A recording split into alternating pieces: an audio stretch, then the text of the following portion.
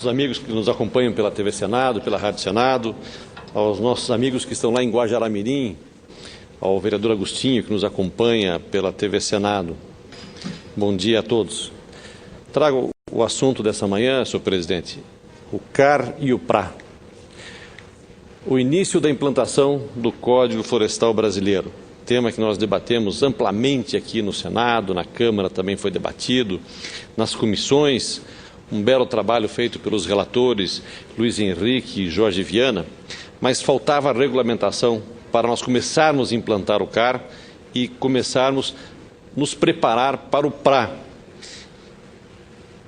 E foi regulamentado, então, para a implantação, tanto o CAR quanto o PRA. Na segunda-feira, a presidenta Dilma publicou, em edição extra do Diário Oficial, Decreto 8.235, regulamentando o Programa de Regularização Ambiental. O decreto complementa as regras necessárias à implantação do CAR, o que dará início ao processo de recuperação ambiental rural previsto no Código Florestal Brasileiro. Já na terça-feira, portanto, foi publicado no Diário Oficial da União a Instrução Normativa número 2, assinada pela ministra do Meio Ambiente, ministra Isabela Teixeira. O documento apresenta os procedimentos para a integração, execução e compatibilização do Sistema de Cadastro Ambiental Rural, o SICAR, e define os procedimentos gerais do Cadastro Ambiental Rural, obrigatório para cerca de 5,6 milhões de propriedades e posses rurais no nosso país. Estes documentos são fundamentais para a efetiva validação do Código Florestal Brasileiro, Lei 12.651, 2012, e, portanto, era uma necessidade para concretizar o trabalho que realizamos por muitos e muitos anos para aprovação do Código Florestal Brasileiro, amplamente debatido aqui no Senado, também na Câmara e nas comissões. Muitas questões nós não conseguimos incluir no Código Florestal, algumas delas nós somos derrotados, como, por exemplo, manter a floresta na Amazônia em 50%, principalmente no estado de Rondônia, que é fruto de uma grande reforma agrária que foi feita no estado. Nós passamos de 25% de reserva para 50%, depois de 50% para 80%. Eu entendo que não é justo para com a população agrícola do meu estado, que migrou para Rondônia para ter uma produção agrícola, pecuária, aquecer a bacia leiteira do nosso estado para fornecer alimentos para os rondonienses, amazonenses e todos os brasileiros. Como já destaquei várias vezes aqui nesse plenário, o debate foi amplo e foi feito realmente o que foi possível colocar no Código Florestal Brasileiro. E se não conseguimos aprovar uma legislação que agradasse a todos, isso se deve justamente porque o Brasil é diverso, é plural e, portanto, aprovamos uma legislação que foi a possível para a agricultura brasileira. Continuar produzindo alimentos para o mundo e, com isso, contribuir para a nossa balança comercial brasileira continuar positiva. Começa agora uma nova etapa nesse processo, que é a aplicação dos instrumentos de gestão desta política pública. A partir de agora, por exemplo, começa a contar o prazo para que os proprietários rurais em situação irregular possam aderir ao Programa de Regularização Ambiental. Eles devem iniciar esse processo por meio do CAR, que já está valendo em todo o país e pode ser preenchido pela internet ou com o apoio das secretarias de Estado de Agricultura ou Meio Ambiente e as respectivas áreas nas prefeituras do nosso país. Em Rondônia, por exemplo, esse trabalho foi iniciado antes mesmo da publicação da instrução normativa do decreto presidencial, pois o interesse do governo do Estado, através do nosso governador Confúcio Moura, é cadastrar todos os produtores rurais e resolver a situação dos agricultores, tanto do ponto de vista ambiental quanto do ponto de vista fundiário, para que possamos completar a grande reforma agrária que se deu origem ao nosso estado de Rondônia, bem como desenvolver uma agricultura sustentável, com inclusão social, alta produtividade e viabilidade econômica. Em Rondônia, o CAR está sendo coordenado pela Secretaria de Estado de Desenvolvimento Ambiental, a SEDAM, com o apoio da Secretaria de Agricultura, a SEAGRE, das prefeituras, da Imater, do INCRA, além de sindicatos, associações rurais e cooperativas devidamente habilitadas e treinadas para dar todo o apoio ao agricultor rondonense. O trabalho está em pleno vapor e, na semana passada, entregamos 1.220 cadastros ambientais rurais devidamente preenchidos e já georreferenciados. Em todo o estado já foram realizados 23 mil cadastros, que representa 30% de todas as propriedades rurais do estado de Rondônia. Portanto, no nosso estado, em Rondônia, estamos largando na frente na implantação do Código Florestal brasileiro. Portanto, fica aqui registrado o nosso reconhecimento do esforço, do empenho e da dedicação de todos os dirigentes e servidores da SEDAM e da SEAGRE na implantação do CAR e na regularização ambiental de todas as atividades produtivas do nosso estado. É importante destacar que o cadastro ambiental rural é uma identidade própria das propriedades rurais, o que trará várias vantagens para o nosso agricultor, como, por exemplo, a certificação da origem legal da matéria-prima, garantia de livre comercialização, abertura de caminhos para a exportação, a agricultura familiar consolidada e sustentável, comprovação de regularização ao pequeno produtor e acesso a financiamentos bancários e às políticas públicas nacionais. Portanto, é um documento importante para o desenvolvimento da agricultura brasileira.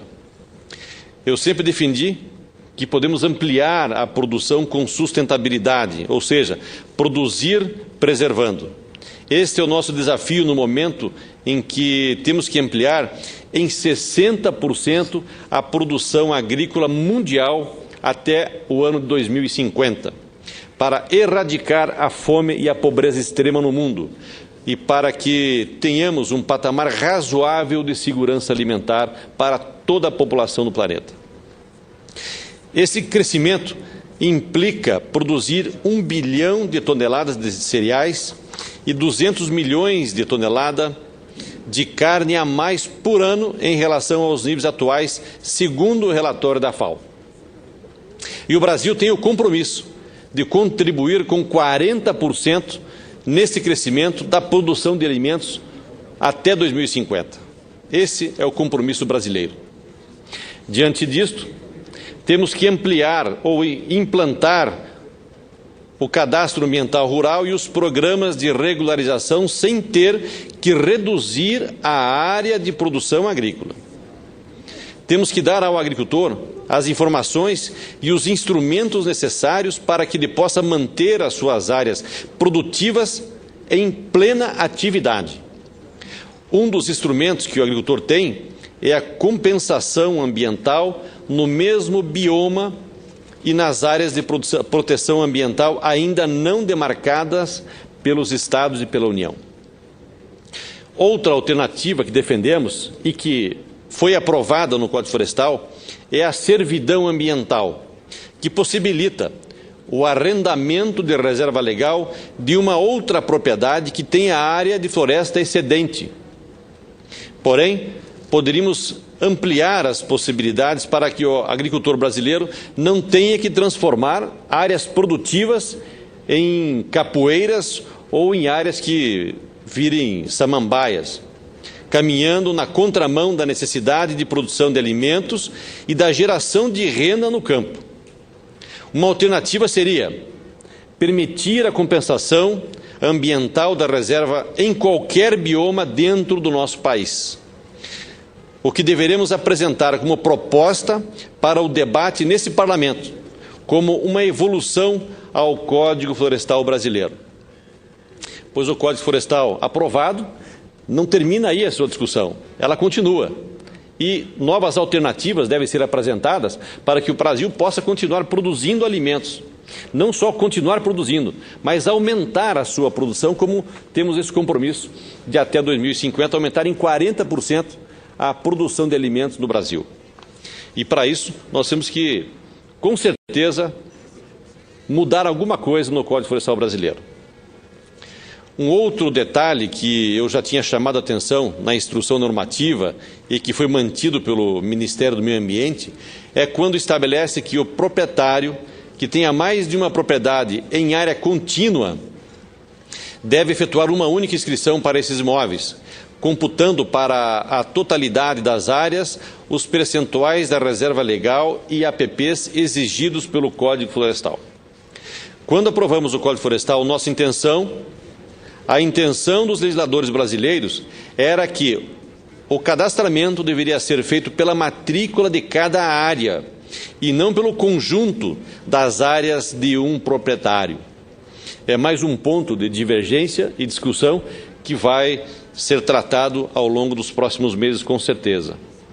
Falando especificamente do meu estado de Rondônia, que é o resultado da expansão da fronteira agrícola do país e de um grande programa de reforma agrária, é que nos últimos 10 anos cresceu 64% do seu produto interno bruto, um dos maiores do Brasil, e que precisa de um incremento na assistência técnica ao agricultor, acelerar o processo de regularização fundiária e implantação de um programa de recuperação de estradas vicinais. Para aumentar a renda das propriedades agrícolas, melhorando assim a condição de vida das famílias que vivem no campo. Não podemos aceitar que possa retirar 1 hectare sequer de suas propriedades, de seus sítios ou fazendas, para transformar em capoeira. Não foi para isso que nós aprovamos o Código Florestal brasileiro. O Código Florestal brasileiro foi aprovado para dar um apoio maior ao agricultor, ter uma responsabilidade ambiental, é claro, mas não diminuir a produção de alimentos. Em hipótese alguma, transformar áreas produtivas brasileiras, não só no meu estado de Rondônia, mas no estado de Roraima, no estado do Rio Grande do Sul, no estado do Paraná, transformar áreas produtivas em capoeira. Não foi essa a intenção e não é para isso que serve o Código Florestal brasileiro. É para incrementar a produção. E nós não vamos concordar em transformar áreas altamente produtivas em área de capoeira, diminuindo assim a produção de alimentos no nosso país. O Código Florestal brasileiro veio para dar o apoio aos agricultores e dar apoio a toda a população brasileira, que precisa de alimentos, não só para nós no Brasil, mas também para exportarmos, para contribuirmos para a erradicação da pobreza e da fome mundial.